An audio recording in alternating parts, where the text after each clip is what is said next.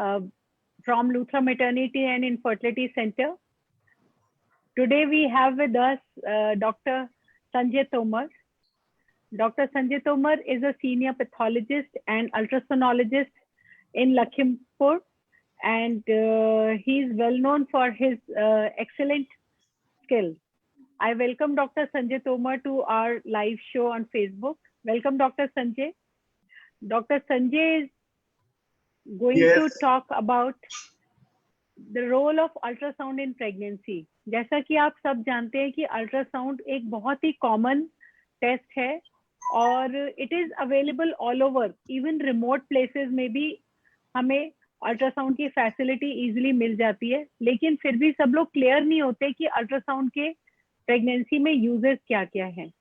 तो डॉक्टर संजय आज हमें बताने वाले हैं कि अल्ट्रासाउंड के प्रेगनेंसी में क्या यूजेस हैं और कब अल्ट्रासाउंड करना जरूरी होता है। Over to doctor Sanjay. Thank you, Aarti. Thank you for giving me this opportunity to share my views and ideas regarding ultrasound in pregnancy. And for that, I would like to share my screen, Aarti. Can I share my screen? Yeah, sure. Sure.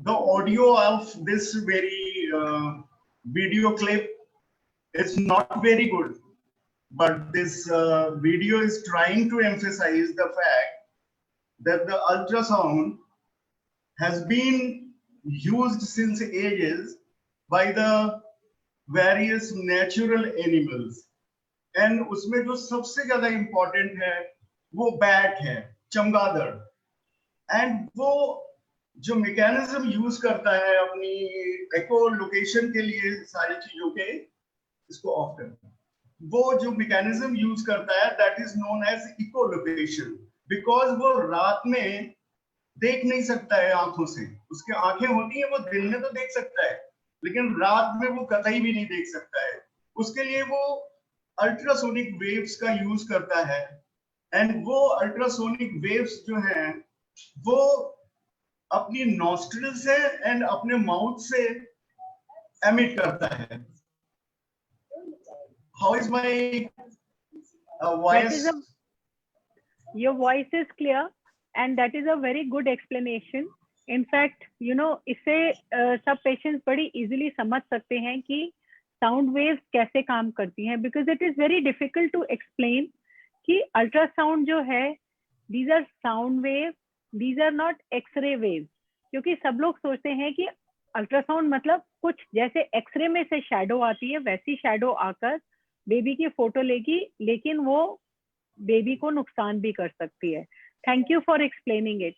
Let's go ahead. Okay, जो हमारा sound wave होता है जो कि हमारे years को Audible है, उसकी रेंज 20 to 20,000 हर्ट्ज होती है। अगर इससे ऊपर जाते हैं, 20,000 हर्ट्ज से ऊपर की फ्रीक्वेंसी अगर यूज होती है तो वो अल्ट्रासोनिक वेव्स या अल्ट्रासाउंड होता है, जिसको कि ह्यूमन ईयर नहीं सुन सकता। उसी तरह अगर 20 हर्ट्ज के नीचे होती है तभी भी हमारा ह्यूमन ईयर उसको नहीं सुन सकता, और उसे इंफ्रारेड बोलते हैं। So the spectrum is like infrared, the Audible range of the sound and the ultrasound above the 20,000. So see how this bat is utilizing the sound waves. वो पहले sound waves को भेजता है अपने ऑब्जेक्ट जो उसका शिकार है उससे, वो रिफ्लेक्ट होके वापस आती है, वो इसके ईयर्स में जाती है और इस तरह से वो लोकेशन को अपने टारगेट के, अपने प्रे के लोकेशन को एग्जैक्टली लोकेट कर लेती है, एंड उसका बैट के माइंड में एक मेंटल इमेज बन जाती है, and based upon that image वो आगे बढ़ता है एंड अपने शिकार को स्ट्राइक करता है। इस वीडियो से मैं ये एम्फसाइज करना चाहता हूं कि एक मेंटल इमेज बनती है with the help of ultrasonic waves. reflected ultrasonic waves. They create a 3D image of that very picture in the mind. And that is what exactly these days is happening into the newer machines, because ultrasound has made a tremendous advancement in its field. So I like this video because it clearly depicts the 3D image of that very organ जो कि हम fetus अंदर देख रहे हैं, वो बहुत ही अच्छा 3D इमेज मिलता है उसका। और यहाँ पे ये बात क्लियर होनी चाहिए कि ये साउंड वेव्स हैं, ये एक्सरे वेव्स नहीं है, ये लेजर बीम्स नहीं है, ये हमें कुछ भी डैमेज नहीं करती हैं। These are just sound waves जिनकी फ्रीक्वेंसी 20,000 के ऊपर है, एंड दैट इज व्हाई वो हमें ऑडिबल नहीं है। That's it. अब हम इसके बाद आपको ये बताना चाहेंगे कि हमारा जो अल्ट्रासाउंड है वो कैसे फंक्शन करता है। पीछे जाना है मुझे, वन स्टेप बैक। बता दो आगे जरा। Sorry, I'm not very good in the PowerPoint. No, it's very good. In fact, तब तक हम ये बता सकते हैं, क्योंकि कुछ पेशेंट्स कहेंगे डॉक्टर साहब मुझे या तो कलर अल्ट्रासाउंड करवाना है और या मुझे 3D 4D ही करवाना है। Yes. तो क्या इनमें बहुत फर्क होता है कि हम हर पेशेंट को बोलें कि नहीं जी आप तो 3D 4D अल्ट्रासाउंड करवाइए, या फिर कुछ ऐसी सिचुएशंस ही होती हैं जिसमें 3D 4D अल्ट्रासाउंड की ज्यादा अहमियत होती है और बाकी सिचुएशंस में एक नॉर्मल जो हमारा ग्रे स्केल अल्ट्रासाउंड है वो भी हमें उतनी ही इंफॉर्मेशन दे सकता है। Very nice question. एंड यहाँ पे मैं ये बताना चाहूंगा कि जो हम लोग अल्ट्रासाउंड यूज करते हैं वो जब बिगिनिंग के डेज में जब अल्ट्रासाउंड नया नया आया था तब हमारे पास केवल ग्रे स्केल या एम मोड अल्ट्रासाउंड हुआ करता था। उसके बाद हमारे अल्ट्रासाउंड में एक एप्लीकेशन आया जिसे हम कलर डॉपलर कहते हैं, जिसमें कि हमें कलर फ्लो डॉपलर मैकेनिज्म को यूज करके फ्रीक्वेंसी शिफ्ट को एसेस करके उन्होंने ब्लड वेसल्स के अंदर फ्लो को चेक किया, and that is known as the colour Doppler. उसके बाद टेक्नोलॉजी जैसे आगे गई, जैसे हमारी रैम कंप्यूटर्स की बढ़ी, जैसे हमारा कंप्यूटिंग प्रोसेसर ज्यादा एडवांस होता गया, सो हम लोग 3D एंड 4D अल्ट्रासाउंड पे आए। बट देन जैसे जैसे हमारी मशीन की एक्वास्टिक पावर बढ़ती जाती है वैसे वैसे हमारा लिमिटेशन बढ़ता जाता है कि हम उसको बहुत लॉन्गर टाइम तक यूज ना करें, because ultimately ultrasound is a kind of energy and we have to use it very judiciously. Like we have to use Doppler only when there is IUGR. We have to Dr. Sanjay, sorry to interrupt, लेकिन जब आप बोल रहे हैं ना हम बीच में screen sharing अगर स्टॉप करेंगे तो हमारे व्यूअर्स आपको देख पाएंगे, because you are explaining it so well, but we are just seeing the image on the computer. So okay. Till the meantime, if we can, let them see you, because ये explanation बहुत अच्छी है और हमें बहुत अच्छे comments मिल रहे हैं कि ये वाली concept लोगों को बहुत समझ आ रही है। Right, I'll try to explain this thing in my next few slides. Okay. First we'll see that BAT ने जैसे use किया, BAT के साथ साथ ये technology nature में वेल्स भी यूज करती हैं अपने शिकार को लोकेट करने के लिए, डॉल्फिन भी इसका यूज करती है। बट ह्यूमन बीइंग्स ने इस टेक्नोलॉजी को फर्स्ट टाइम, इस सोनार टेक्नोलॉजी को हमें आर्म्ड फोर्सेस में शिप के ऊपर मैरीन्स की एग्जैक्ट लोकेशन पता लगाने के लिए यूज किया, बिकॉज वहां भी वो साउंड वेव भेजते थे, वहां पे उन्हें ये नहीं पता लग पाता था कि सी की डेप्थ क्या है, कितने किलोमीटर्स पे बेस है, कहां पे सबमरीन ट्रेवल कर रही है जो उनको फायर बैक कर सकती है। तो वहां पे भी एको लिक्विशन का फर्स्ट टाइम यूज हुआ।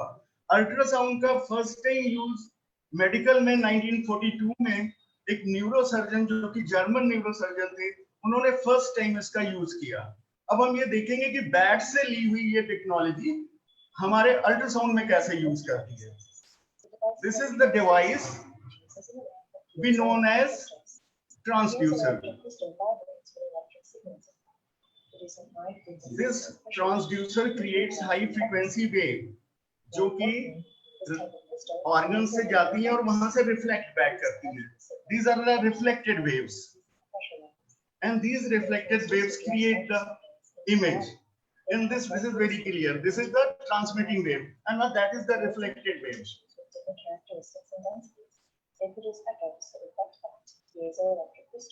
This happens more than 1,000 times a second. Usually occurs when very Good.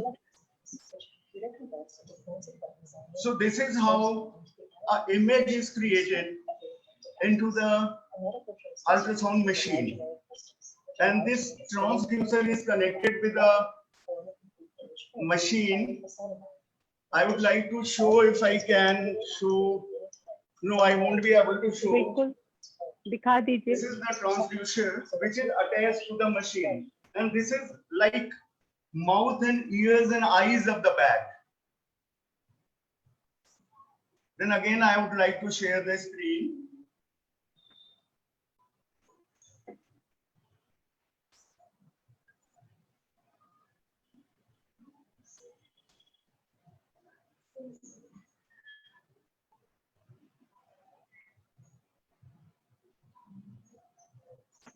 We can see the screen, Dr. Sanjay. Okay, so हाँ जी. again the question comes, after looking at how ultrasound works, I would like to draw attention कि ये ultrasound कितने तरह का होता है. शुरू में जब अल्ट्रासाउंड आया है years back, तो वो ग्रे स्केल या बी मोड स्कैन हुआ करता था, जो ज्यादातर हमें अल्ट्रासाउंड की प्रिंट रिपोर्ट में दिया जाता है.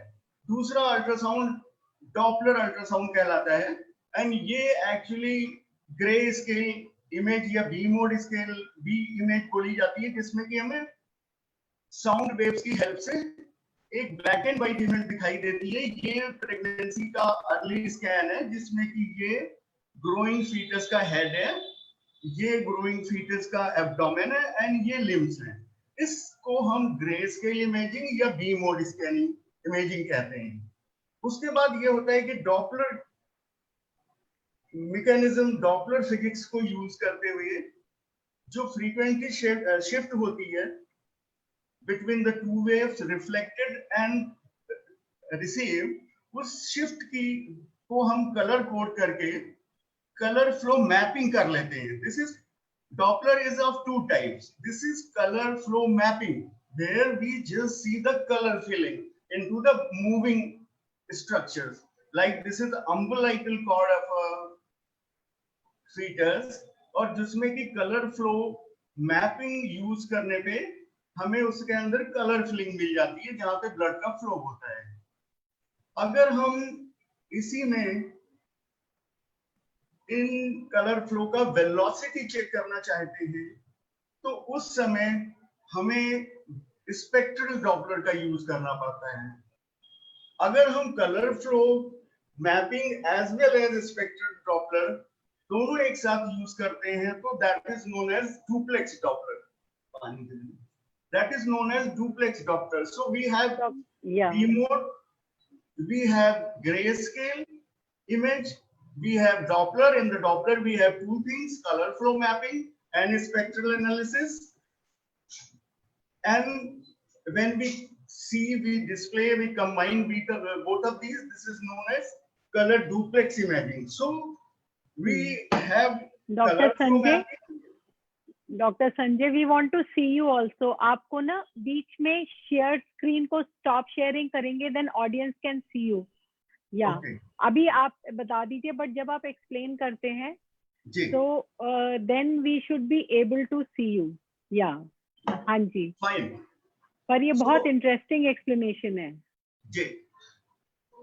अभी जब हम लोगों ने ये चीज देखी कि अल्ट्रासाउंड कितने तरह का होता है, yes, there is one more type of ultrasound, that is 3-dimensional ultrasound. In the 3-dimensional ultrasound, the important is that we get a coronal plane. Sections होते हैं ना, बॉडी के सेक्शंस कटते हैं, तो 2 डायमेंशन में हम केवल या तो सेजाइटल प्लेन देख पाते हैं या हम ट्रांसवर्स प्लेन देख पाते हैं। But 3D ultrasound is actually a volume scanning. अगर हम फीटस को पूरी तरह से स्कैन कर रहे हैं तो एक स्वीप में हमें पूरा का पूरा फीटस अपने स्कैन होके अपने हार्ड डिस्क में मिल जाता है।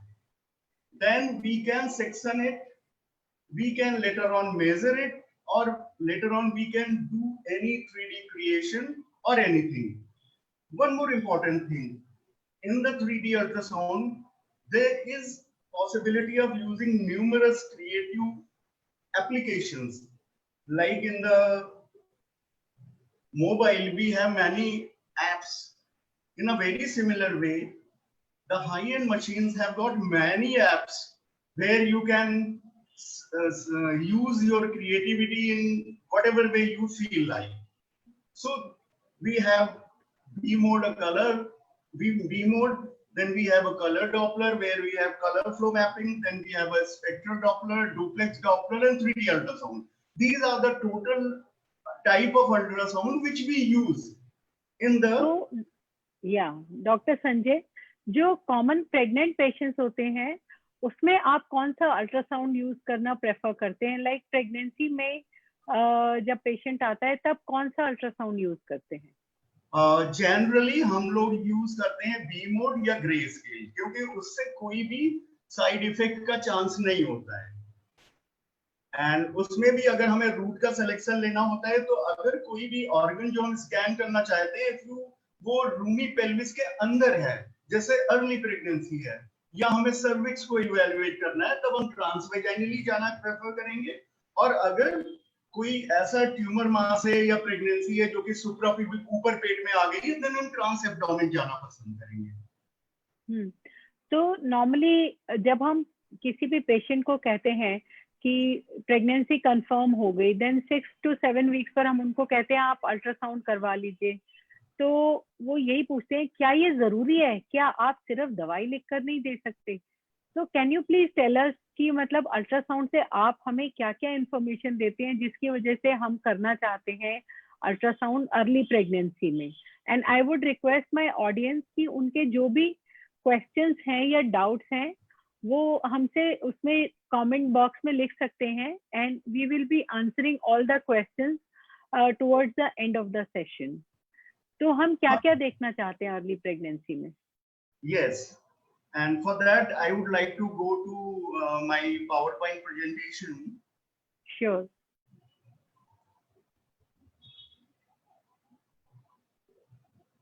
So the aim of doing the ultrasound is really very religious, I should say, very important and very religious, because जब कभी भी हमारे पास कोई या आरती के पास कोई लेडी आती है या कोई कपल आता है और वो प्रेग्नेंट होती है लेडी, तो actually that is the reason for lot of excitement into the family, excitement for the mother, for the couple. But होता ये है कि कभी कभी अनफॉर्चुनेटली वो प्रेगनेंसी सक्सेसफुल नहीं होती है, या तो मदर की डेथ हो जाती है या बच्चे की डेथ होती है, या तो बिल्कुल टर्मिनल स्टेज में फुल टर्म प्रेगनेंसी में, और या कभी कभी पैदा होने के तुरंत बाद। तो हमारा एम अल्ट्रासाउंड करने का बहुत ही ज्यादा इंपॉर्टेंट है और सिंगल पॉइंट प्रोग्राम है कि किसी तरह से हमें प्रेगनेंसी को सक्सेस करना है। हमें किसी भी कीमत पे मदर को लूज नहीं होने देना है, हमें किसी भी कीमत पे उस बच्चे को लूज नहीं होने देना है जो अनबॉर्न है या जस्ट बॉर्न होके तुरंत बाहर आता है। एंड वर्ल्ड वाइज इसको स्टडी करने के लिए हमारे पास 2 इंडिसेस हैं, and this indices are maternal mortality and perinatal mortality. So if you see the causes of these mortalities, and अब जो क्वेश्चन हमारा था कि हमें अल्ट्रासाउंड क्यों जरूरी है करना, तो उसका सीधा सा सवाल है कि मैं या एक ट्रीटिंग फिजिशियन ये कभी नहीं चाहेगा कि उसके बच्चे को या जो मदर है उसको कभी कोई परेशानी हो। एंड हम आगे जैसे जैसे हमारा डिस्कशन आगे बढ़ेगा हम ये देखेंगे कि अल्ट्रासाउंड हमें कैसे कैसे बचाता है। तो सबसे पहले मैं ये बताना चाहूंगा कि WHO ने ये बोला है कि हमें किन पांच रिस्क से सबसे ज्यादा बच्चे को बचाना है और कैसे पांच वो सबसे ज्यादा टॉप कॉजेज हैं जो कि माँ की जान को खतरे में डालते हैं। एंड मैं जल्दी से आगे बढ़ना चाहूंगा कि मदर को डिफरेंट स्टेजेस पे हैमरेज हो सकता है, वो शॉक में जा सकती है, मतलब ब्लीडिंग हो सकती है, ज्यादा ब्लीडिंग वजह से बीपी कम हो सकता है, ज्यादा बीपी कम होने को हम लोग शॉक बोलते हैं, पल्स गायब हो जाती है, या इन्फेक्शन हो जाता है। इन्फेक्शन अगर पूरी बॉडी में फैल जाता है तो सेप्सिस बोलते हैं। कई बार ऐसा होता है कि अनसेफ एबॉर्शंस भी होते हैं। कई बार लोग बाग अपने आप कुछ मेडिसिन को यूज करते हैं जो उनके बारे में उनको पता भी नहीं होता है कि कैसे लेना है। इन कॉम्प्लिकेशंस में भी हैमरेज और इन्फेक्शन के बहुत चांस होते हैं। एक बहुत ही डेडली डिजीज है जिसे हम एक्लेम्सिया बोलते हैं, जिसमें कि हाइपरटेंशन हो जाता है मदर को, उसको फिट्स पड़ सकते हैं और एक बहुत ही सीरियस बीमारी होती है सी की पार्ट जिसे हेल्प सिंड्रोम कहते हैं, जिसको कि आपको जानने की जरूरत नहीं है। और पैदाइश के समय हमें कई बार ऑब्स्ट्रक्टेड लेबर भी हो सकता है वेजाइनल डिलीवरी के वेरी टाइम पे। नाइस। यस, उसी तरह आपने जी उसी सारे तरह पॉइंट बहुत अच्छे बताए हैं। क्योंकि अल्ट्रासाउंड से हम क्या एक्सपेक्ट करते हैं कि जैसे कॉमन लोगों की नॉलेज में अगर प्लेसेंटा लो लाइंग है, अगर प्लेसेंटा नीचे है, हमें पता चल जाता है तो हम पेशेंट को वार्न कर सकते हैं कि आपको ब्लीडिंग का रिस्क है। और जैसा कि आप कह रहे हैं कि ऑब्स्ट्रक्टेड लेबर, कई बार बेबी सीधा नहीं होता है, मैल प्रेजेंटेशन में होता है। मैल प्रेजेंटेशन यानी कि बेबी आड़ा हो सकता है, तिरछा हो सकता है, उसका हाथ नीचे की तरफ हो सकता है, तो उसमें बेबी के लेबर में फंसने की ज्यादा पॉसिबिलिटी होती है, जो कि एक बहुत ही रिस्की कंडीशन हो जाती है। तो इन सब सिचुएशंस में अगर हमें समय से पहले पता चल जाता है कि प्रेग्नेंट लेडी का प्लेसेंटा लो लाइंग है या बेबी का प्रेजेंटेशन ठीक नहीं है, तो हम उसकी प्लान डिलीवरी कर सकते हैं और पेशेंट को हम तरह तरह के कॉम्प्लिकेशन से मदर को और होने वाले बच्चे को बचा सकते हैं। अब अल्ट्रासाउंड हमारे बेबी को कैसे सेफ रखता है, देखिए डॉक्टर संजय हमें बता रहे हैं। जो हमारी पेरीनेटल मोर्टेलिटी है या बच्चे की जान को जो खतरा होता है वो वेजाइनल डिलीवरी के टाइम पे या सिजेरियन के समय उसे कई तरह से बर्थ इंजरी हो सकती है, या पैदाइश के समय अगर ऑब्स्ट्रक्टेड लेबर हो गया तो उसकी जो ब्लड सप्लाई है ब्रेन की वो भी कई बार कट ऑफ हो जाती है, जिसकी वजह से बहुत ज्यादा समस्याएं आती हैं फीटस को। कई बार उसकी न्यूबॉर्न की डेथ भी हो सकती है। एक बहुत ही इंपॉर्टेंट कॉज है बर्थ डिफेक्ट। एंड एक्चुअली अभी आगे चल के आप देखेंगे कि इनको लेके बिगिनिंग से ही हम लोग कितना अल्ट्रासाउंड पे अलर्ट रहते हैं कि कभी हम NT-NB स्कैन कराते हैं, कभी टीफा स्कैन कराते हैं। सभी का एम यही होता है कि बर्थ डिफेक्ट्स को जितनी जल्दी पकड़ लिया जाए। अगर हम उसे फर्स्ट ट्राइमेस्टर में पकड़ के टर्मिनेट कर लेंगे तो कहीं ज्यादा अच्छा होता है। लेकिन कई बार ऐसा होता है कि लेडी पहली बार अल्ट्रासाउंड कराने आती है 6-7वें महीने में और उस समय पता लगता है कि उसका हेड बना ही नहीं है।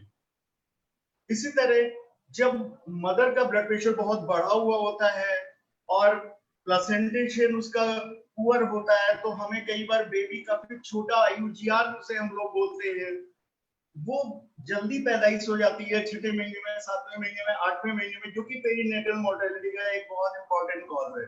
एंड ऑफ कोर्स बच्चे को इन्फेक्शंस लगने का भी बहुत ज्यादा चांस रहता है। सो जो मेन सवाल था हमारा कि अल्ट्रासाउंड क्यों इंपॉर्टेंट है अल्ट्रासाउंड, उसका मेन जैसे कि डॉक्टर आरती ने अभी बताया कि अगर कोई एबनॉर्मेलिटी है तो उसे हम जल्दी से डिटेक्ट कर लें और उसे टाइमली इंटरवीन करके डॉक्टर टाइमली एक्ट कर जाए, सो दैट हमारा prime aim mortality to reduce mortality, to reduce perinatal mortality, जो मेन एम है वो पूरा किया जा सके। एंड यहाँ पे कुछ एक क्वेश्चन में बीच में आ रहा है जो इसी से रिलेटेड है, जो आप बोलने जा रहे हैं। तो ये जी। आपने पॉइंट बहुत अच्छा स्ट्रेस किया है कि अगर अल्ट्रासाउंड की हमें अच्छी इंफॉर्मेशन होती है तो हम बच्चे में होने वाले कॉम्प्लिकेशंस को भी बचा सकते हैं। जैसे कि आपने IUGR बोला कि अगर बेबी की अंदर ग्रोथ नहीं हो रही है तो हमें कई बार अर्ली डिलीवरी भी प्लान करनी पड़ती है। अगर प्लेसेंटल फंक्शनिंग अच्छी नहीं है, अगर ऑक्सीजन सप्लाई अच्छी नहीं है। इसी से रिलेटेड एक क्वेश्चन है, मिसेस कविता तोमर पूछना चाहती हैं कि आई एम 18 वीक्स प्रेग्नेंट, मतलब कि उनके 4.5 महीने की प्रेगनेंसी है और 3 अल्ट्रासाउंड ऑलरेडी हो चुके हैं। अब मेरे डॉक्टर ने मुझे लेवल 2 अल्ट्रासाउंड के लिए बोला है, लेकिन मेरी मदर इन लॉ बहुत डरी हुई हैं कि इतने अल्ट्रासाउंड करवाने से बेबी को कोई हार्मफुल इफेक्ट तो नहीं हो जाएगा। तो doctor Sanjay, I want you to tell us about the significance of level 2 ultrasound, because ये हमारे लिए एज अ डॉक्टर ये 2 अल्ट्रासाउंड NT-NB स्कैन और लेवल 2 अल्ट्रासाउंड हमें बहुत कॉन्फिडेंस देते हैं कि हमारा बेबी जो है वेल फॉर्म्ड है और मदर को एक हेल्दी बेबी मिलेगा। बट प्लीज आप बताइए कि क्यों सारे गायनेकोलॉजिस्ट अपने पेशेंट्स को एक डिटेल्ड लेवल 2 अल्ट्रासाउंड या टीफा अल्ट्रासाउंड रेकमेंड करते हैं। राइट। ये मेरे ख्याल से वर्ल्ड की सारी गाइडलाइंस में जैसा कि आपने बताया कि NT-NB या टीफा स्कैन सभी लोग रिकमेंड करते हैं। वो इसलिए करते हैं कि एक बार मैं इसके डिफरेंट जो नेम्स हैं, जो कि वर्ड ओवर ये तरह तरह के नामों से जाना जाता है। One is TIFFA, targeted imaging for fetal anomalies. दूसरा इसका बहुत ही अच्छा नाम है जो कि कई लोग यूज करते हैं, detail anatomical survey of the fetus.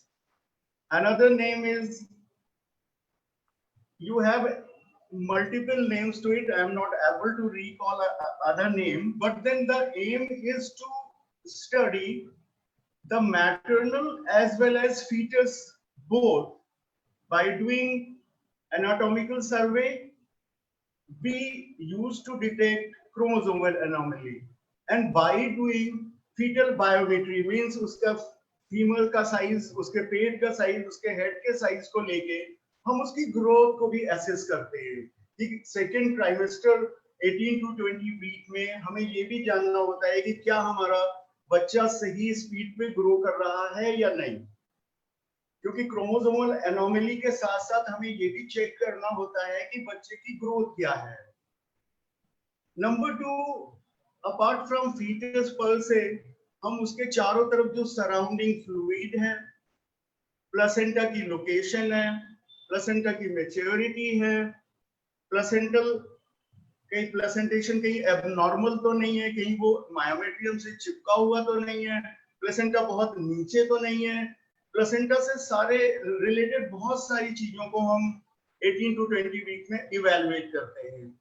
इसी तरह हम माँ की सर्विक्स को, मैटरनल सर्विक्स को भी असेस करते हैं कि कहीं वो ओपन तो नहीं है, उसका इंटरनल ऑस या उसका मुंह खुला तो नहीं हुआ है।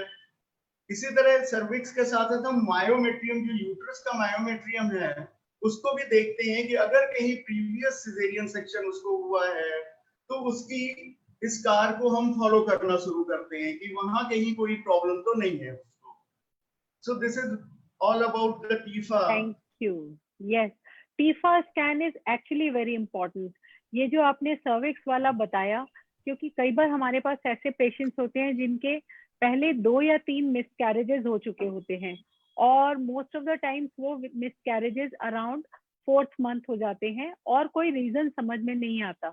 तो एक सिचुएशन होती है जिसको कहते हैं इनकॉम्पिटेंट सर्विक्स, और ये हमें एक अच्छे अल्ट्रासाउंड से पता चल सकता है कि सर्विक्स का माउथ कहीं छोटा तो नहीं है और सर्विक्स के माउथ की जो स्टार्टिंग होती है जिसको इंटरनल ऑस कहते हैं, कहीं वो ओपन होना तो शुरू नहीं हो गया है।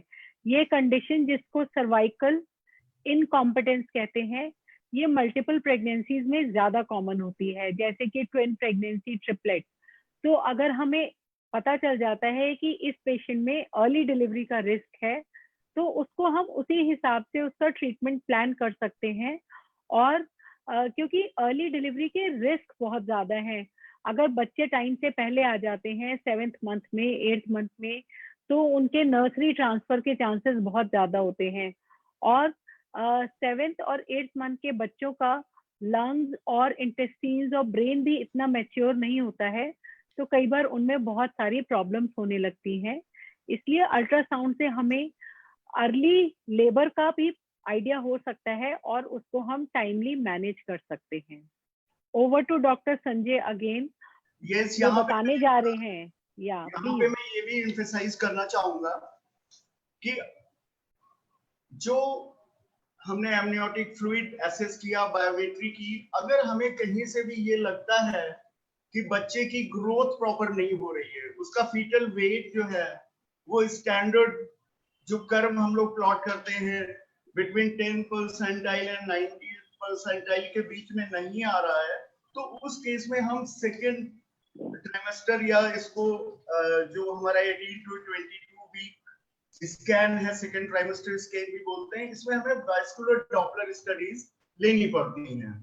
एंड एक बात और ये एम्फेसाइज करना चाहूंगा कि यही वो टाइम है जबकि हम मैटरनल सीरम स्क्रीनिंग कर सकते हैं, बायोकेमिकल स्क्रीनिंग, एंड जो 4 इंपॉर्टेंट या 3 भी हम यूज कर सकते हैं वो है beta hCG, alkaline phosphatase, estriol and inhibin A. कभी कभी हम जब 3 यूज करते हैं तब हम उसे ट्रिपल स्कैन बोलते हैं, जब हम चारों को यूज करते हैं तो क्वाड बोलते हैं उसे। Yes, this is a very important test जो अब हम रूटीन में एडवाइस करते हैं, क्योंकि ये जो हमारे टेस्ट हैं, डबल मार्कर, ट्रिपल टेस्ट या इससे ज्यादा सेंसिटिव क्वाड्रुपल टेस्ट, इससे हमें बच्चे में होने वाली क्रोमोसोमल एबनॉर्मेलिटीज का पता चलता है। जैसा कि आपने देखा होगा कि कभी कभी आप लोग डाउन सिंड्रोम वाले बच्चे देखते हैं जिनका मेंटल डेवलपमेंट ठीक नहीं होता है, जो ठीक से बोल नहीं पाते हैं और जिनको हम स्कूल भी नहीं भेज पाते हैं। और ये स्पेशल चिल्ड्रन जो होते हैं, इनको हमें स्पेशल स्कूल जैसे कि देहरादून में करुणा विहार है, वहां पर भेजना पड़ता है to avoid birth of Down babies या और क्रोमोसोमल एबनॉर्मेलिटीज, जिसकी वजह से बच्चे का प्रॉपर डेवलपमेंट नहीं होता है। अच्छा अल्ट्रासाउंड और ब्लड टेस्ट हमारे लिए बहुत हेल्पफुल होते हैं, क्योंकि अगर हमारा 12 वीक्स अल्ट्रासाउंड और ड्यूअल टेस्ट नॉर्मल है तो मोर देन 85% चांसेस होंगे कि बेबी नॉर्मल होगा। और अगर हमारा क्वाड्रुपल टेस्ट जो हमारा 15 to 19 वीक्स में मोस्टली हम करते हैं और उसके साथ लेवल 2 अल्ट्रासाउंड नॉर्मल है, तो मोर देन 95% चांसेस होते हैं कि हमारा जो आने वाला बेबी है वो बिल्कुल हेल्दी होगा। अभी भी कुछ लोग इन टेस्ट को कराने से बहुत डरते हैं, लेकिन ये टेस्ट पूरे सेफ हैं और ये हमें बहुत अच्छी इंफॉर्मेशन देते हैं about the well being of the baby. और एक और चीज जो हमें, जैसे बहुत सारी कॉमन चीजें हैं जो हमें देखने को मिलती हैं, मैं डॉक्टर संजय से पूछना चाहूंगी कि कई बार ऐसा होता है कि ना ड्वार्फिज्म दिख जाती है, मतलब कि जिनको कहते हैं बौने बच्चे, है ना, या फिर ऐसा दिख जाता है कि क्लेफ्ट लिप है, जो बाकी लोगों को भी पता होगा, जिसको कटा होठ कहते हैं, और या फिर एक्स्ट्रा फिंगर्स हैं। तो आपका क्या एक्सपीरियंस है कि ये कौन सा समय होता है जिस समय ये सारी चीजें हम पता कर सकते हैं, और हम ऐसा ही क्यों मानते हैं कि 18 हफ्ते पर ही कर दीजिए डॉक्टर साहब और तब बता दीजिए, व्हाई नॉट लेटर? यहाँ पे मैं ये कहना चाहूंगा कि जो हम लोगों की मेडिकल टर्मिनेशन एक्ट है उसमें हम 20 वीक्स के ऊपर हमें टर्मिनेट करने के लिए मना किया जाता है। अगर हम 18 वीक्स तक, 19 वीक्स तक, 20 वीक्स तक सारी अपनी स्टडीज कंप्लीट कर लेते हैं, सपोज कोई एनोमली मिलती है, और हम ये एनोमलीज जो फीटस में मिलती है वो 2 तरह की होती हैं, एक तो लीथल होती है, दूसरी नॉन लीथल होती है। नॉन लीथल एनोमलीज के साथ अगर पेरेंट्स रहना चाहते हैं तो उन्हें अलाउ कर दिया जाता है, बट कुछ बीमारियां ऐसी होती हैं जो कि लीथल होती हैं, they are not compatible with the life of the baby. वो या तो इन यूट्रस ही खत्म हो जाएगा या पैदा होने के बाद खत्म हो जाएगा। तो जो सारा एम्फेसिस है सेकेंड ट्राइमेस्टर स्कैनिंग का या टारगेटेड स्कैनिंग का, एनोमली स्कैनिंग का, जनरल सर्वे, एनाटॉमी सर्वे का, वो इसीलिए है कि 20 वीक्स पे हमें सब कुछ कंप्लीट कर लेना है कि अगर हमें समहाउ प्रेगनेंसी लूज करनी पड़ती है तो we are allowed to abort the patient. That's a very good answer. इसलिए जब भी किसी पेशेंट को हम डेट लिख कर देते हैं तो it's better not to delay. Even अभी जैसे लॉकडाउन है, हम नहीं चाहते कि पेशेंट हमारे पास रेगुलरली आए, पर लॉकडाउन की भी ये गाइडलाइंस है कि एक 3 महीने का 12 वीक्स अल्ट्रासाउंड और एक 18 वीक्स अल्ट्रासाउंड के लिए आप अपनी प्रेग्नेंट मदर्स को जरूर बुलाइए, और बाकी सारा काम हम कर सकते हैं थ्रू टेलीकंसल्ट, और उनको कोई भी दिक्कत हो तो वो फोन पर ही बात कर सकते हैं। एक बहुत अच्छा क्वेश्चन है जिसका कोई फिक्स रिप्लाई नहीं है, but still I want you to specify. Mister Rakesh Srivastava पूछ रहे हैं कि एक प्रेगनेंसी में कितने अल्ट्रासाउंड कर सकते हैं, बिकॉज यू नो इवन हमारे पास भी क्या होता है, when the patient comes first दिल से डॉक्टर साहब टोटल कितने करवाएंगे बता दीजिए। तो व्हाट डू यू थिंक कि कितने अल्ट्रासाउंड में आप हमें करेक्ट इंफॉर्मेशन दे सकते हैं कि सब कुछ अच्छा ही होगा? करेक्ट। ऐसा इस बात का सवाल का जवाब देने के लिए हम लोग एक काम करते हैं कि अपनी जो पॉपुलेशन है प्रेग्नेंट लेडीज की, उनको 2 में डिवाइड कर लेते हैं। एक वो लेडी जिसका कि कोई रिस्क फैक्टर नहीं है, जिसकी कोई बैड ऑब्स्टेट्रिकल हिस्ट्री नहीं है, जो कि हमें एक रूटीन पेशेंट लग रहा है, तो उसमें कुछ fix number of scans are recommended. One is at 6 to 8 weeks, another one is 11 to 13.8 weeks, 13.6 weeks, and the last is TIFA.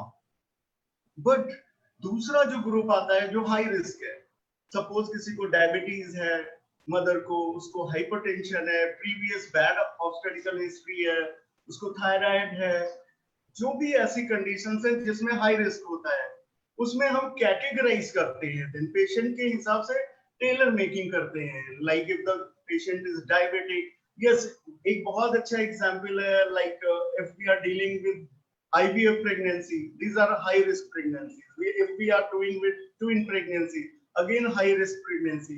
So when we are dealing with high risk pregnancy, we do extra 32 to 36 week scan to assess the growth. Accordingly, we can go for one more at the earliest. Say for example, कोई lady आज की date में period miss करती है और वो अपना UPT घर पे करती है, तो उसको अर्लीस्ट हम 6 वीक तक भी करा सकते हैं, 6 वीक से पहले भी जा सकते हैं for confirmation of pregnancy. So it is on the judgement of the treating physician. But एक बात पक्की है, एक बात क्लियर है कि अगर हम बहुत ज्यादा कलर डॉपलर यूज नहीं कर, colour mapping and duplex Doppler बहुत ज्यादा यूज नहीं कर रहे हैं, तो हमें कोई भी हार्म नहीं है। हमें भी जितनी भी नई मशीन्स हैं, जो भी FDA अप्रूव्ड मशीन्स हैं, they all have certain indices in the machine, जो कि हम उसके ऊपर नहीं जाते। Thank you. एक चीज और हमारा बहुत इंटरेस्ट होता है कि जैसे ही हमारी जो प्रेग्नेंट लेडी है 6 वीक्स में, हम इसलिए करवाना चाहते हैं क्योंकि कभी कभी प्रेगनेंसी ट्यूब में भी हो सकती है। तो जो गायनेकोलॉजिस्ट होता है वो बहुत डरता है कि ऐसा ना हो कि अगर मेरे पेशेंट के प्रेगनेंसी नॉर्मल यूट्रस में नहीं है और कहीं ट्यूब में है तो इसको हार्म हो जाए। क्योंकि अगर हम ट्यूबल प्रेगनेंसी को अर्ली डायग्नोज कर लेते हैं, हम उसको दवाइयों से ही, मेडिकल ट्रीटमेंट से मैनेज कर सकते हैं। अदरवाइज ट्यूबल प्रेगनेंसी अगर वो बड़ी होती जाती है, कभी कभी वो लाइफ के लिए रिस्की भी बन सकती है, क्योंकि उसमें ट्यूब के रप्चर होने का रिस्क रहता है। तो माय इंटरेस्ट इज कि बेबी ठीक जगह है, नंबर 1। नंबर 2, एक सिंगल बेबी है, क्योंकि आजकल बहुत लोग कंसीव करने के लिए दवाइयां भी लेते हैं जिसको कि हम फर्टिलिटी ड्रग्स कहते हैं, और उन फर्टिलिटी ड्रग्स में ट्विन्स या ट्रिपलेट्स भी काफी देखने को मिलते हैं। तो हम we want to be sure कि सिंगल प्रेगनेंसी है या मल्टीपल है। और साथ में जैसे कि अब बहुत सारी लेडीज हैं वो लेट प्रेगनेंसी प्लान कर रही हैं, से 34-35 years, and sometimes they may have, साथ में उनको कुछ एसोसिएटेड प्रॉब्लम हो सकती है, जैसे कि कुछ लोगों में हमें फाइब्रॉइड देखने को मिल जाते हैं या ओवेरियन सिस्ट देखने को मिल जाते हैं, तो वो भी हमें अल्ट्रासाउंड से शुरुआत में ही पता चल जाता है कि शुरू में फाइब्रॉइड का साइज क्या है। ओवेरियन सिस्ट कई बार जो फंक्शनल होते हैं वो 3 महीने पर गायब हो जाते हैं, तो उसका स्ट्रेस नहीं लेना होता। एक और बहुत इंटरेस्टिंग चीज, प्रेगनेंसी में कितनी बार एक्सीडेंटली हमें गॉल स्टोन्स भी पकड़ में आ जाते हैं, गॉल स्टोन्स या फिर किडनी स्टोन्स, क्योंकि जो भी कोई प्रेग्नेंट पेशेंट है उसके सिस्टम में कोई और कॉमन प्रॉब्लम भी हो सकती है। तो for us ultrasound is of great great importance. Doctor Sanjay आगे हमें बताने वाले हैं कि और अल्ट्रासाउंड से वो हमें क्या क्या इंफॉर्मेशन दे सकते हैं।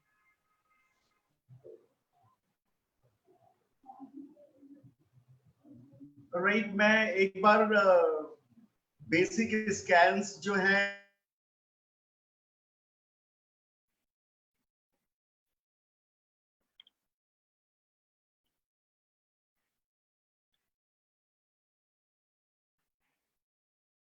Dr. Sanjay, we can't hear you.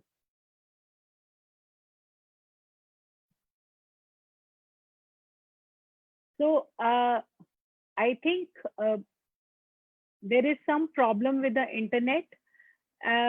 जो फर्स्ट प्रेगनेंसी अल्ट्रासाउंड है, एज डिस्कस्ड वी नो कि हमें इससे प्रेगनेंसी कंफर्म हो जाती है और उसके बाद फिर हम 3 मंथ पर एक और अल्ट्रासाउंड कर लेते हैं। एक और चीज जो मैं बताना चाहती हूँ कि it is not only ultrasound कि अल्ट्रासाउंड हो गया, it has to be done on a good machine, जिससे कि हमें सारी डिटेल स्टडी पता चले और हमें साथ में बेबी का डेवलपमेंट कैसा हो रहा है, जैसे कि हेड बना हुआ है कि नहीं, ऑल 4 लिम्ब बने हुए हैं कि नहीं। तो एक अच्छे सेंटर से और एक अच्छे डॉक्टर से अल्ट्रासाउंड करवाना बहुत जरूरी है, because it is the man behind the machine, you know, which makes the difference. It is not only the machine or not only the person. जैसे जब हम एक अच्छी कार खरीदते हैं, अगर आपने मर्सिडीज ली, you need to drive it well also. So an advanced machine and a good sonologist will do the good job, जिससे कि हमारा प्रेगनेंसी का आउटकम अच्छा रहे। Over to doctor Sanjay.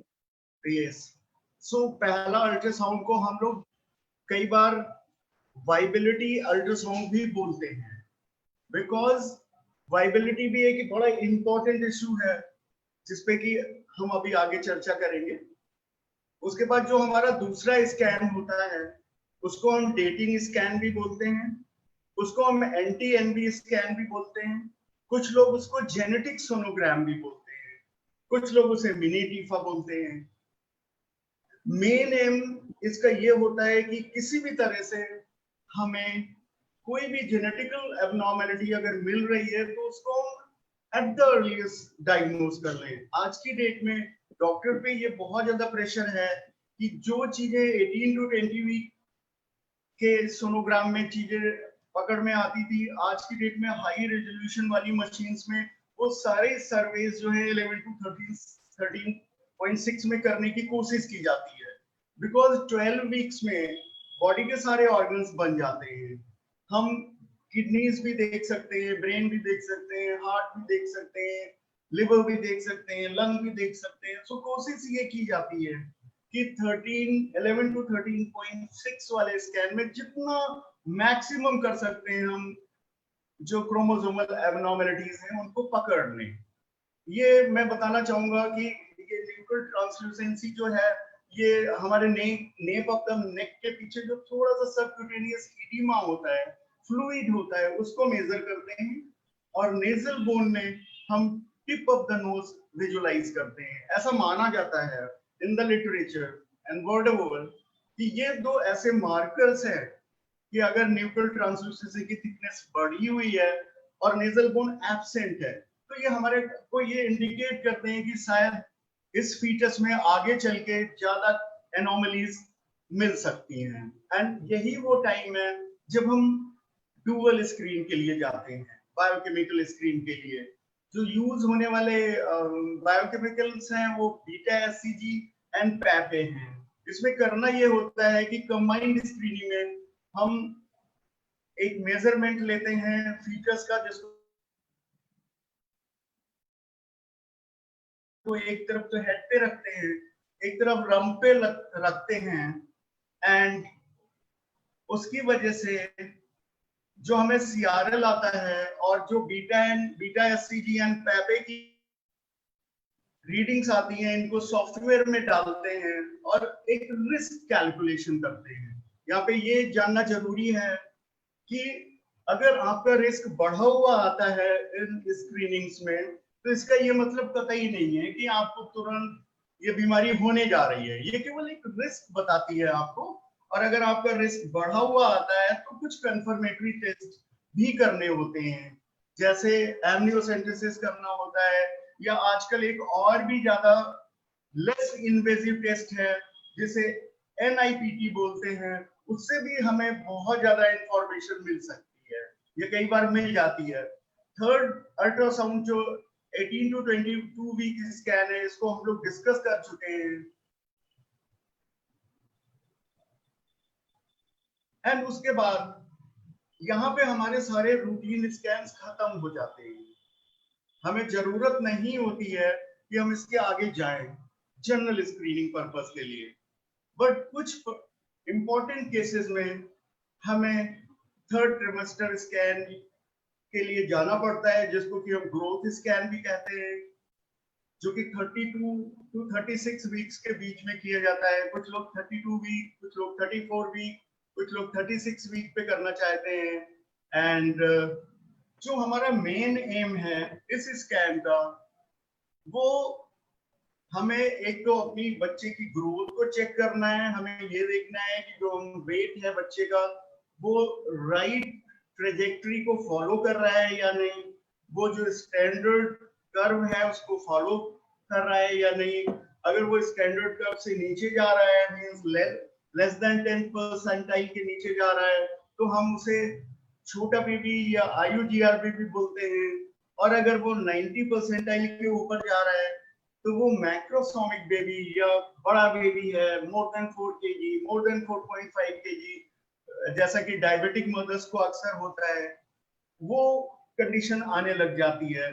So apart from looking for the growth, we have to look for the evidence of any antepartum hemorrhage.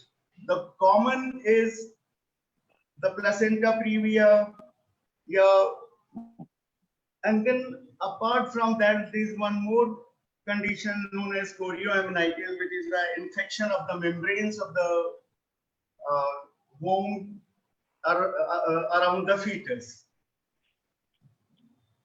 So the main aim. This is very nice. Third trimester ultrasound जो होता है, इससे हमें delivery के time की बहुत अच्छी information मिलती है। जैसा कि डॉक्टर संजय ने हमें बताया, मैक्रोसोमिया यानी कि अगर बेबी बड़ा है, कितनी बार ऐसा होता है कि 1 month ago the mother sugar is normal and we have not repeated it and suddenly mother बहुत वेट गेन कर रही है और अल्ट्रासाउंड में बेबी जो है 2-3 वीक्स बिगर है, तो तब आप अगर शुगर लेवल दोबारा करवाएं, पता चलता है कि मदर जो है वो जेस्टेशनल डायबिटीज में की तरफ जा रही है, उसके शुगर लेवल्स हाई रह रहे हैं, उसकी वजह से एमनियोटिक फ्लूइड और बेबी का साइज दोनों बढ़ गए हैं। तो हमें अल्ट्रासाउंड से बहुत सारी क्लिनिकल इंफॉर्मेशन भी मिल जाती है। या बेबी बहुत छोटा रह रहा है तो रेगुलर मॉनिटरिंग पर पता चला कि मदर का तो बीपी फ्लक्चुएट कर रहा है और बीच बीच में इसका ब्लड प्रेशर बहुत बढ़ रहा है, और हाई ब्लड प्रेशर की वजह से जो है बच्चे की ग्रोथ प्रॉपर नहीं हो रही है, प्लेसेंटल सर्कुलेशन प्रॉपर नहीं है।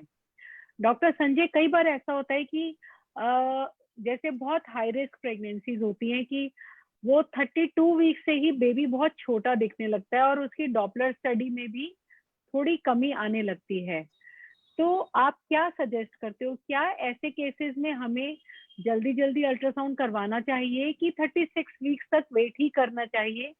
कोई फिक्स प्रोटोकॉल है कि 32 हफ्ते के बाद 36 वीक्स पर यानी कि 9th मंथ में ही करवाएंगे, या हाई रिस्क प्रेगनेंसी अगर बेबी वीक है हमें अपने प्रेग्नेंट लेडी को जल्दी जल्दी ऑब्जर्वेशन के लिए भेजना चाहिए? Yes, very good question.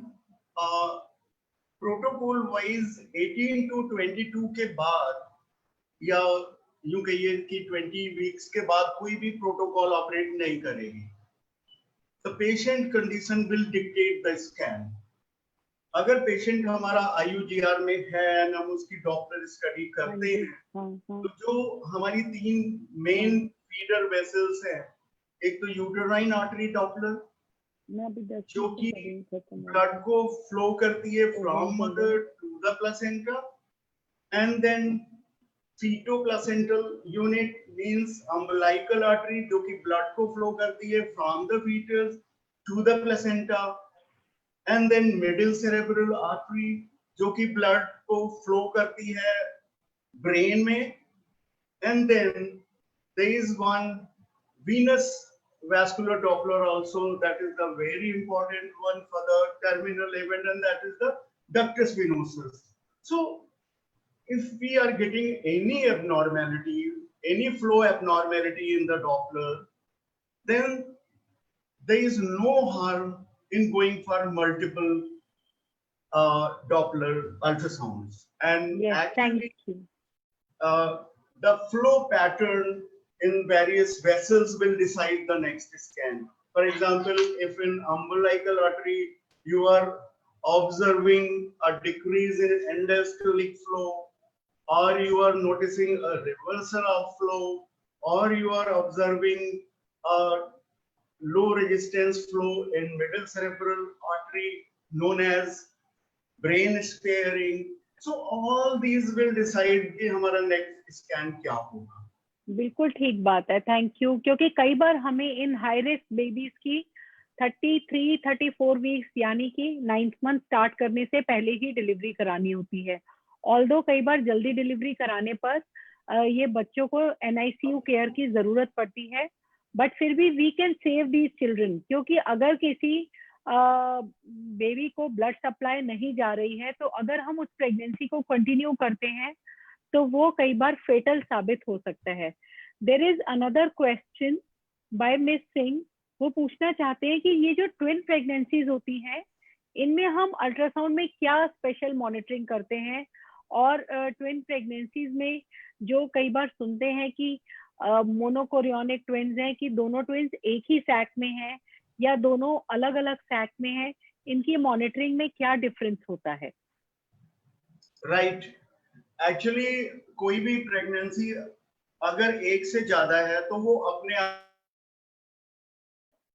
वो फीटल या पेरीनेटल मोर्टेलिटी मॉर्बिडिटी का बहुत ही ज्यादा कॉज बनते हैं, एंड हमें इसको हाई रिस्क कंसिडर करते हुए अगर हमारा कोई भी ट्विन मोनो है या वो सेम प्लेसेंटा को दोनों फीटस शेयर कर रहे हैं, तो उनकी स्क्रीनिंग 18 to 20 वीक्स के बाद हमें बाई-वीकली करनी होगी फॉर देयर ग्रोथ, कि वो प्रॉपर ग्रोथ कर्व ट्रेजेक्टरी को फॉलो कर रहे हैं कि नहीं, उनके अंदर कार्डियक हार्ट कैसा है।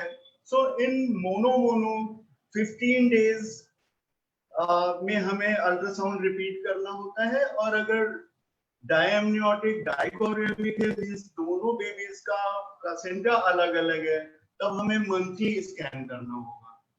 Thank you. कई बार ऐसा भी होता है क्योंकि दो ट्विन्स में से एक ट्विन बहुत अच्छा ग्रो कर जाता है और दूसरा ग्रो नहीं करता है, तो ट्विन प्रेगनेंसी को हम हाई रिस्क प्रेगनेंसी की कैटेगरी में लेते हैं और इनकी रेगुलर मॉनिटरिंग बहुत जरूरी है। There is another question from miss Surabhi Joshi Pant. She wants to know कि 5th मंथ के अल्ट्रासाउंड के बाद मुझे डॉक्टर के पास कब जाना चाहिए। तो इसको मैं रिप्लाई कर सकती हूँ, normally monthly checkup 5th month के बाद जरूरी होता है, पर जैसे अभी लॉकडाउन है या जो पेशेंट्स बहुत फार अवे एरिया से आते हैं, जैसे देहरादून के आसपास काफी लोग जोशीमठ से आते हैं या केदारनाथ से आते हैं, तो इस तरह के पेशेंट्स को हम कहते हैं कि आप अपने पास की क्लिनिक में अपना वेट ब्लड प्रेशर चेक कराते रहिए और बेबी के मूवमेंट्स का ध्यान रखिए। और अगर बहुत दूर से आना है या जैसे कोई नेचुरल इमरजेंसी है, जैसे कि आजकल लॉकडाउन है, तो आप 6 वीक्स में भी जा सकते हैं। एक क्वेश्चन मैं और पूछना चाहूंगी डॉक्टर संजय से कि डॉक्टर संजय, ये जो आजकल इतने फॉर्म्स भर रहे हैं और हर पेशेंट को हम पहले अपनी क्लिनिक में लिख कर देते हैं कि कृपया अपनी आईडी लेकर आइए, एक बार आप क्विकली प्लीज सबको बताइए कि इसका क्या इम्पोर्टेंस है, why are we so strict कि बिना आईडी के हम प्रेग्नेंट लेडी का अल्ट्रासाउंड नहीं करेंगे, बिना पर्चे के नहीं करेंगे? Can you quickly share it? Yes.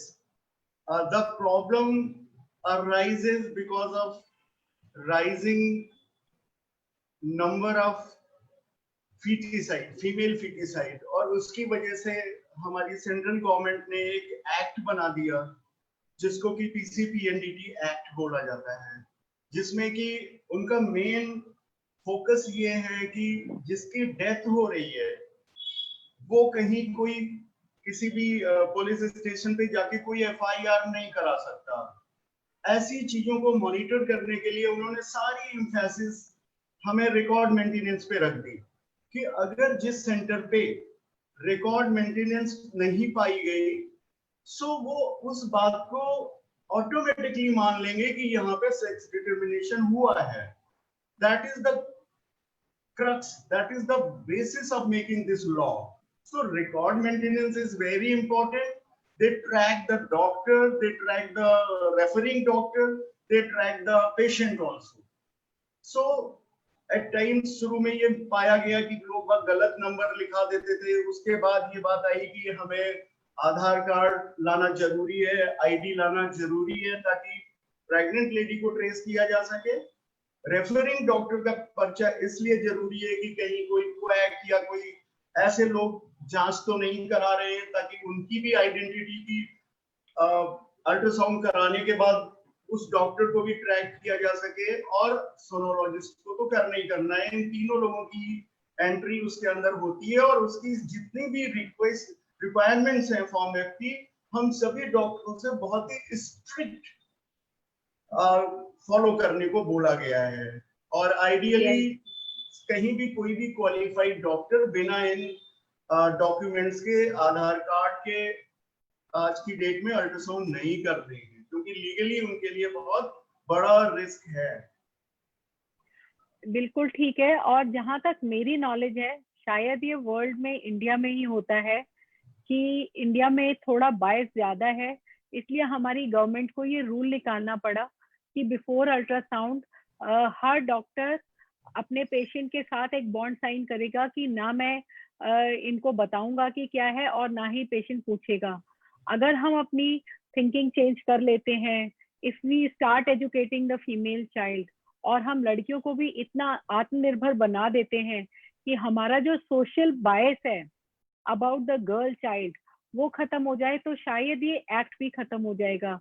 And I want to give a message also कि इसलिए अभी हमारी जो एसोसिएशन है गायनेकोलॉजिस्ट की, उनका ये अभियान चल रहा है कि बेटी बचाओ बेटी पढ़ाओ, मतलब save the girl child so that the ratio of girls and boys is equal.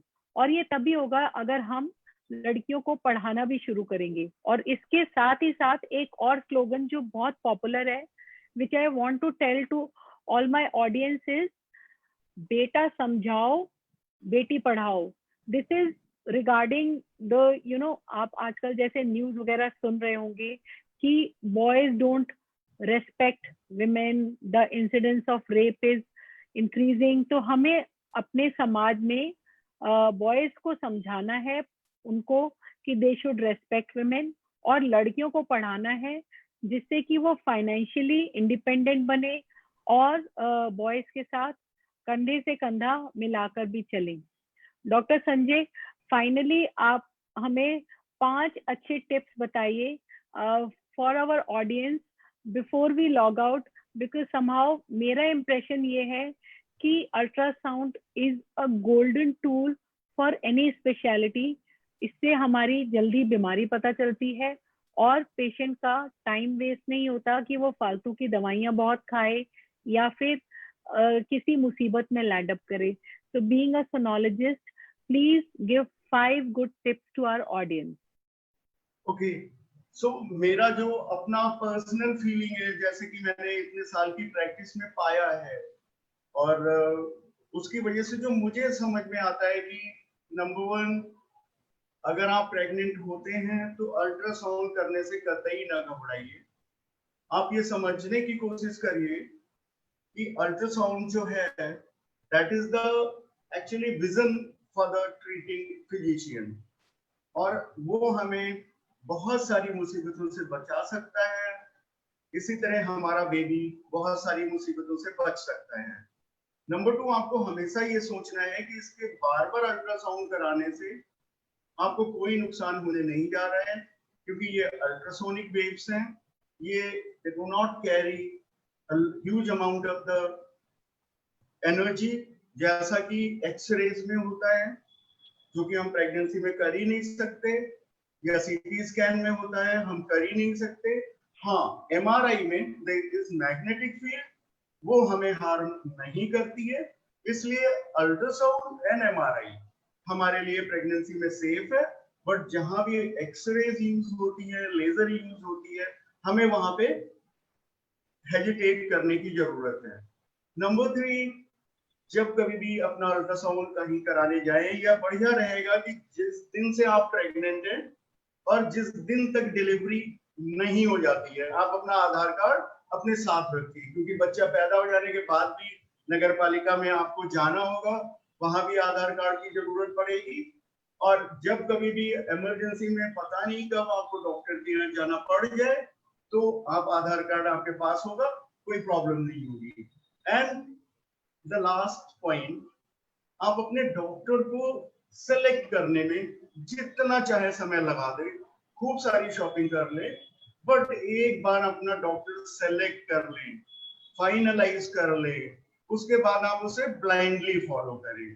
Because जैसे कि हम अपने बच्चे को स्कूल एजुकेशन में भेजते हैं, तो वहां पे उसकी एजुकेशनल ग्रोथ में school as well as parents both are partners. यहाँ पे हमारी एंटीनेटल जर्नी सेफ रहे, हमारा बच्चा अच्छे से ग्रो करे, इसलिए हमें अपनी डॉक्टर को ब्लाइंडली फॉलो करना है। वो बात अलग है कि आप जितना चाहे पहले सर्व कर लें। Thank you, a very good message. ये आपने अच्छा मैसेज दिया। इसी चीज पर मुझे, because today morning you know I keep getting messages कि डॉक्टर आपने ये बोला है मगर गूगल पर ये लिखा है। तो मैं एक छोटा सा मैसेज दूंगी। I like all those people who study Google, but Google में आप कुछ भी पॉजिटिव ढूंढोगे वो भी मिलेगा, नेगेटिव ढूंढोगे वो भी मिलेगा।